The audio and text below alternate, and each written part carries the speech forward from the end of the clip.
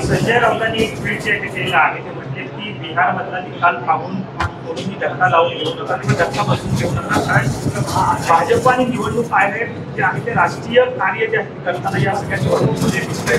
जे लोक जिंकणार होते त्यांना 50च्या आत जे आहे ते ठेवण्याचा प्रयत्न करण्यात आला. संजय राऊत यांना मला इतकंच सांगायचं आहे की तुम्ही तब्येतीची काळजी घ्या, ते जास्त महत्त्वाचं आहे. बिहारच्या जनतेनं तुमचा पॅटर्न उद्ध्वस्त केलाय, तुमच्या पॅटर्नला नकारलेला आहे आणि या देशामध्ये पंतप्रधान नरेंद्र मोदीजी यांचाच पॅटर्न चालणार हे बिहारच्या जनतेनं स्पष्ट केलेलं आहे. आणि राहुल गांधींचा पॅटर्न असेल, इंडिया आघाडीचा पॅटर्न असेल, या पॅटर्नला उद्ध्वस्त करण्याचं काम बिहारच्या निवडणुकीमध्ये बिहारच्या जनतेनं निश्चितपणे केलंय. संजय राऊत यांना मला एवढंच सांगायचं की जरा प्रकृतीची काळजी घ्या आणि आपल्या प्रकृतीच्या पॅटर्नचा विचार करा. महाराष्ट्राचा पॅटर्न ज्या पद्धतीनं लाडक्या बहिणीने आम्हाला आशीर्वाद दिले, अगदी त्याच पद्धतीनं बिहारमध्ये देखील जनतेने आम्हाला आशीर्वाद दिले. मोठ्या मनानं पंतप्रधान नरेंद्र मोदीजींचं अभिनंदन करा, मोठ्या मनानं नितीश कुमारजी यांचं अभिनंदन करा. कृपया संजय राऊत यांनी कोतं मन दाखवू नये.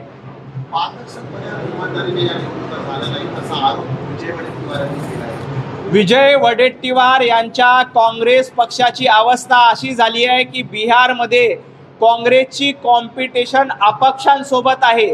अपक्ष जास्त उमेदवार जिंकून आणतात का काँग्रेस जास्त उमेदवार जिंकून आणतात, अशा पद्धतीची अवस्था बिहारमध्ये झालेली आहे.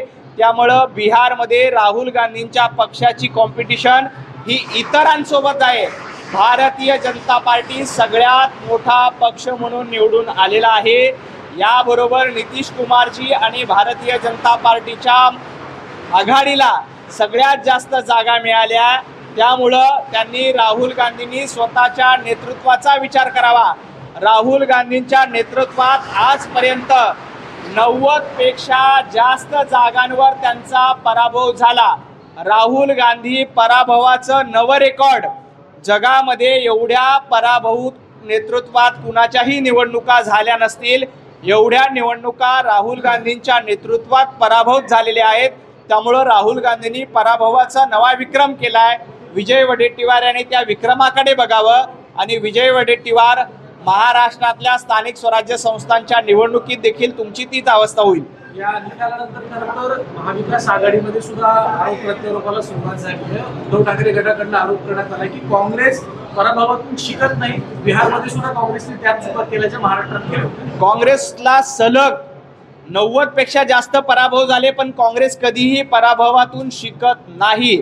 राहुल गांधी यांचं नेतृत्व कायम अपयशी निर्माण होण्यासाठीच निर्माण झालंय का असा संशय यावा, अशा पद्धतीनं राहुल गांधी नेतृत्व करतायत.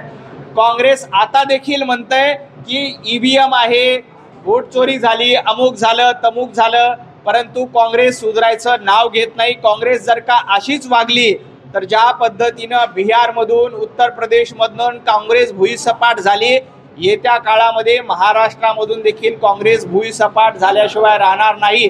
महात्मा गांधींनी सांगितलं होतं की काँग्रेस विसर्जित करा. मला वाटतं काँग्रेस विसर्जित करण्यासाठीचा योग्य मुहूर्त बिहारमधून निवडला गेलेला आहे. या मुहूर्तावर काँग्रेसचं कायमचं विसर्जन देशातील जनतेनं आणि बिहारच्या जनतेनं केलेलं आहे. इंडिया आघाडीतल्या अंतर्गत यादवीवर काय सांगतात? इंडिया आघाडी कायम, आताच नाही तर लोकसभा निवडणुकीला देखील इंडिया अलायन्स अशाच पद्धतीनं वागत होतं. आता देखील इंडिया अलायन्स अशीच वागते. महाराष्ट्रामध्ये देखील बिहार तो झाकी है, मुंबई अभी बाकी है. बिहारमध्ये मोठ्या प्रमाणात आम्ही यश मिळवलं. आता बिहार ज्या पद्धतीनं यशस्वी झालंय, बिहार तो झाकी है, मुंबई अभी बाकी है. मुंबईचा महापौर देखील महायुतीचाच बसेल याच्यामध्ये शंका नाही.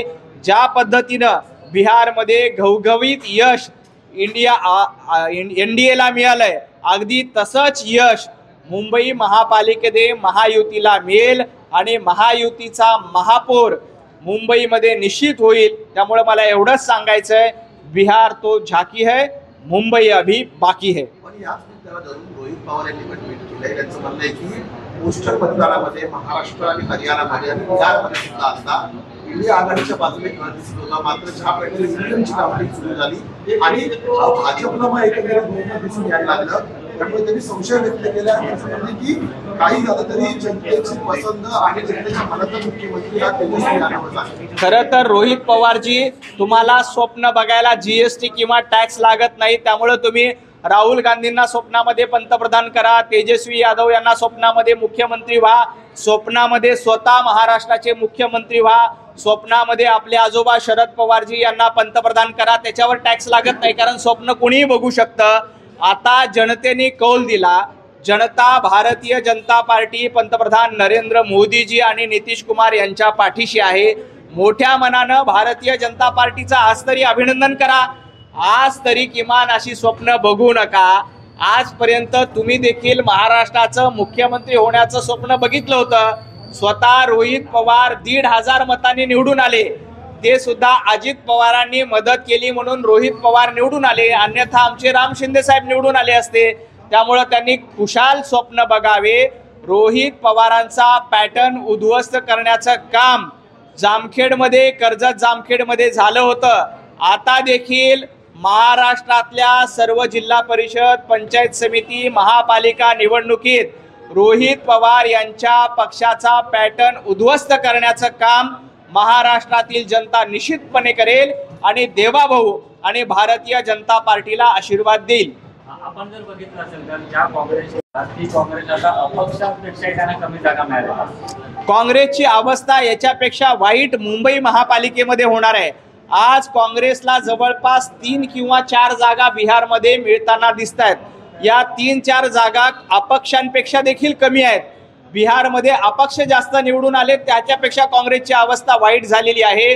मुंबई महापालिकेत देखील काँग्रेसला सिंगल डिजिटमध्ये, लिहून घ्या, मुंबई महापालिकेत काँग्रेसला सिंगल डिजिटमध्ये देखील नगरसेवक निवडून आणता येणार नाहीत.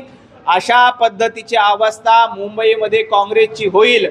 महाराष्ट्रामध्ये देखील एकही नगरपालिका, नगर परिषद, महापालिका, एकही नगरपालिका, महापालिका, जिल्हा परिषद काँग्रेसला विजयी करता येणार नाही.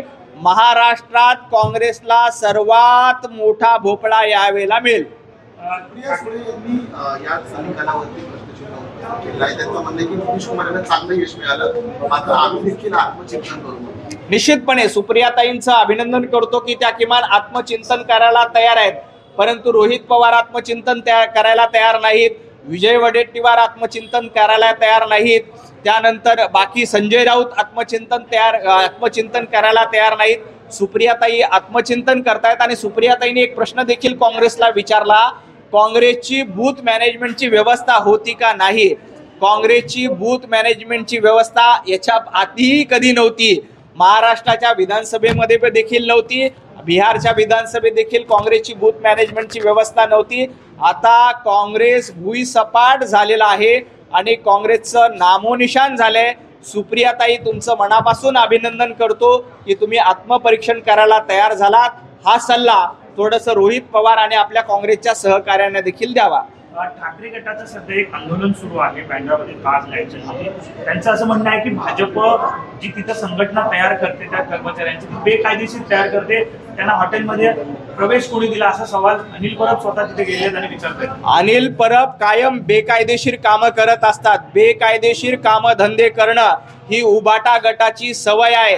भारतीय जनता पार्टीने नियमानुसार कामगार संघटना सुरू करते. कामगार संघटना आमच्या सोबत आहे, कामगार आमच्या सोबत आहे. असं असताना अनिल परब आणि उबाटा गटाकडनं जाणीवपूर्वक नौटंकी करण्याचा प्रयत्न केला जातोय. या नौटंकीला भारतीय जनता पार्टी देखील जशास तसं उत्तर दिल्याशिवाय राहणार नाही. बिहारमध्ये तुमचा पराभव झाला म्हणून आता काहीतरी नौटंकी करायची, भारतीय जनता पार्टीवर खोटे आरोप करायचे, खोटं नरेटिव्ह सेट करायचं, हा प्रयत्न अनिल परबांच्या माध्यमातून होतोय. पण अनिल परब, लक्षात घ्या, अशा पद्धतीनं कामगारांना धमकावून तिथं दादागिरी करण्याचा प्रयत्न केला तर भारतीय जनता पार्टीचे कार्यकर्ते देखील तुम्हाला जशास तसं उत्तर देतील. बिहारमध्ये तुमच्या पक्षाची आणि तुमच्या आघाडीची काय अवस्था झाली आहे हे जाऊन बघा. तुमचा अरोगन्स आणि तुमचा अहंकार असाच राहिला तर येणाऱ्या महापालिका निवडणुकीत देखील या सगळ्या कामगारांच्या संघटना तुम्हाला देखील घरी बसवल्याशिवाय राहणार नाही. बेस्टच्या कामगारांच्या संघटनेने तुम्हाला घरी बसवलं.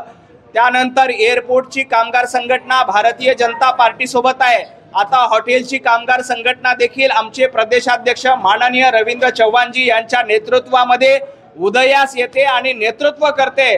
तर अनिल परब यांच्या आग लागलेली आहे. त्यामुळे अनिल परब यांनी किती असं वागलं तरी कामगार भारतीय जनता पार्टी सोबत आहेत आणि मुंबईकर भारतीय जनता पार्टी सोबत आहेत. ते म्हणतायत पण तुम्हाला तुम्ही जे भाजप त्या ठिकाणी गेलं त्यांना आपण सोडलं कोणी असा एक सवाल दिला. भारतीय जनता पार्टी प्रत्येक गोष्ट नियमाने करतं, कायद्याने करतं. कामगारांची संघटना सुरू करण्यासाठी का अनिल परबांची परवानगी घ्यायची का? अनिल परब यांच्याकडनं लेखी अर्ज करायचा, अनिल परब परवानगी दिली आणि मग आम्ही कामगारांची संघटना सुरू करायची का? असं चालणार नाही. आम्ही देखील कामगारांच्या सोबत खांद्याला खांद्याला उभा आहोत. कामगारांच्या हक्काचं संरक्षण झालं पाहिजे यासाठी आमचे प्रदेशाध्यक्ष आदरणीय रवींद्र चव्हाणजी यांच्या नेतृत्वात गेल्या 6 महिन्यात कामगारांची मोड बांधली जाते. कामगारांचं संघटन उभं केलं जातं आणि ही कामगारांची मोड बांधली गेल्यामुळं आजपर्यंत कामगारांच्या संघटनेवर आमचीच मक्तेदारी आहे असं उभाटा गटाला वाटायचं. परंतु आता कामगारांची संघटना ही भारतीय जनता पार्टी सोबत आहेत. कामगार भारतीय जनता पार्टी सोबत आणि प्रदेशाध्यक्ष आदरणीय रवींद्र चव्हाणजी यांच्या सोबत आहेत. त्यामुळं अनिल परब यांच्या पोटात दुखायला लागलंय. आता ही कामगारांची संघटना कायदेशीरपणे काम करेल आणि तुमच्या कामगार संघटनाला घरी बसवल्याशिवाय राहणार नाही. धन्यवाद.